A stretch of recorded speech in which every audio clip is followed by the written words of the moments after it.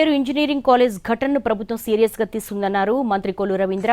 3 రోజులు ఇన్వెస్టిగేషన్ పూర్తి చేస్తామన్నారు. బాధ్యులపై చర్యలు తీసుకుని విద్యార్థులకు న్యాయం చేస్తామని హామీ ఇచ్చారు.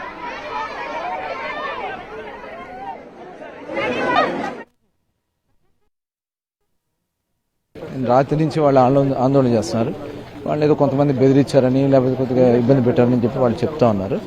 అయితే రాత్రి నుంచి వాళ్ళు 2 రోజులు కూడా ఇక్కడ నిరసన తెలియజేశారు కాబట్టి కాలేజీ నుంచి ఏమన్నా రేపు పొద్దున డిసిప్లినరీ యాక్షన్స్ ఉంటాయని చెప్పి కొద్దిగా భయపడుతున్నారు. దానికి కూడా కాలేజీ నుంచి వాళ్ళకి హామీ ఇప్పించడం జరిగింది.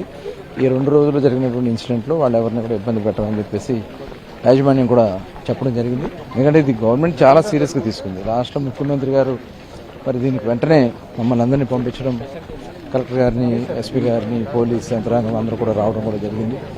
ఇది ఎలా దీన్ని ఐడెంటిఫై చేయాలని ఒక 3 డేస్లో ఇన్వెస్టిగేషన్ చేయాలని కూడా వాళ్ళు టైం లైన్ పెట్టడం జరిగింది. ఆ టైం లైన్ ప్రకారం 3 డేస్లో దీని మీద పూర్తి స్థాయిలో విచారణ చేసుకుని దీంట్లో ఎవరైనా భాగస్వాములు ఉంటే వాళ్ళ మీద ఎలా యాక్షన్ తీసుకోవాలి చట్ట ప్రకారం